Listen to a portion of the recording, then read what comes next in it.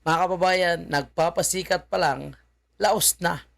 Ngayon, nagmamakaawa ito sa mga Duterte supporters na wag daw po siya i-report. Wag na daw po i-complain, i-report sa kay Mita yung kanyang Facebook page dahil na-monetize na. Hoy, congratulations. Pero, ano ito mga kababayan natin? Ngayon, nagmamakaawa, kunwari, biktima daw at mukhang isisisi po sa mga Duterte supporters dahil nabura daw ang kanyang Facebook page. Kasama po itong kay Silo Magno.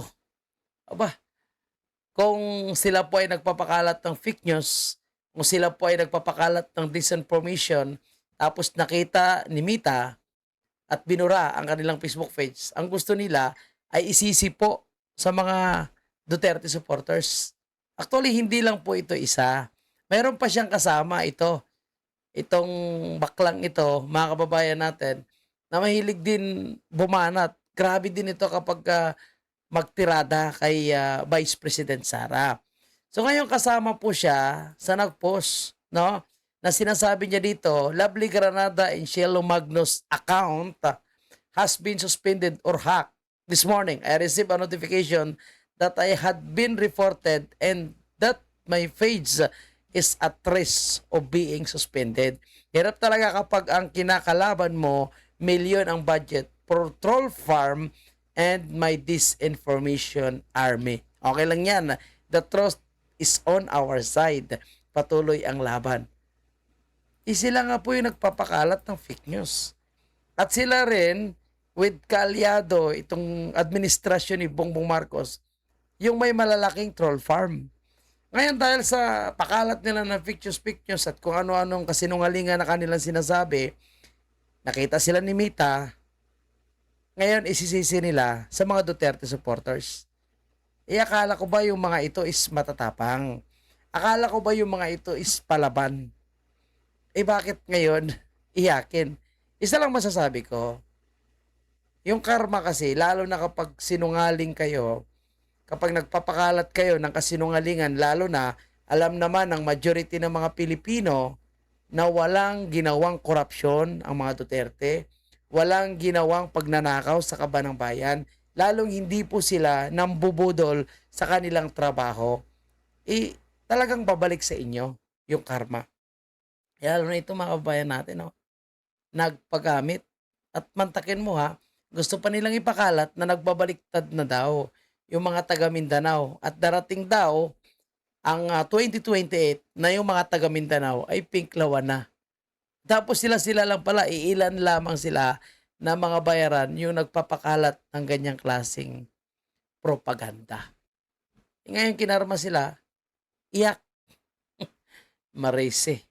Bigyan natin ng komento itong nakita natin na isang kongresista na pumasan ng cross, nagpasan ng cross sa Iloilo City. Itong si Representative Jolien Jamjam Baronda ng Iloilo.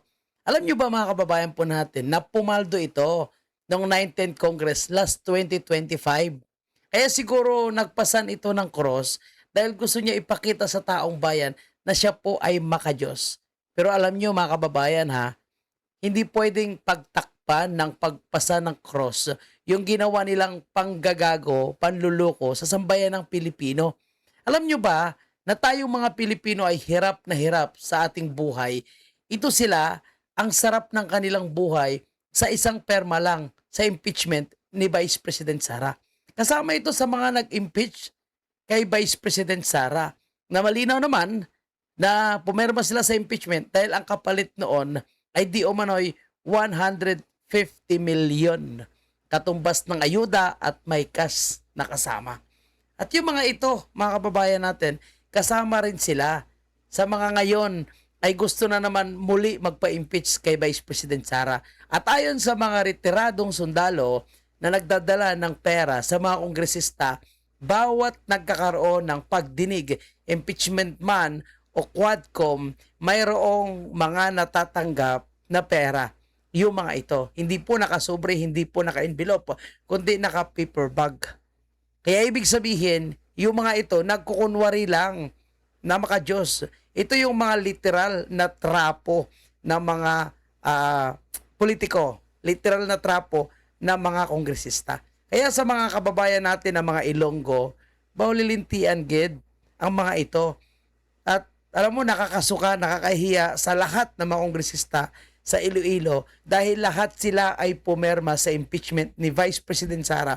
Hindi dahil nakita nila na may ebidensya laban kay Vice President Sara, kundi sila ay takot na mawalan ng pondo. Sila ay takot na hindi pumaldo. Yan yung purpose, mga kababayan. Kaya sa mga kongresista sa Iloilo, nakakahiya. Yung prinsipyo, wala sila. Sa kanila, pera-pera lang.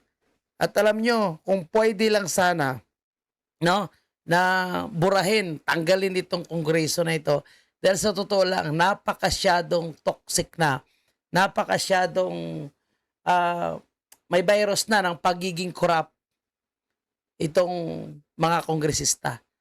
At yung pagpasa na ito, no, ito po ay another pambubudol na naman sa inyong mga kababayan kong Ilonggo.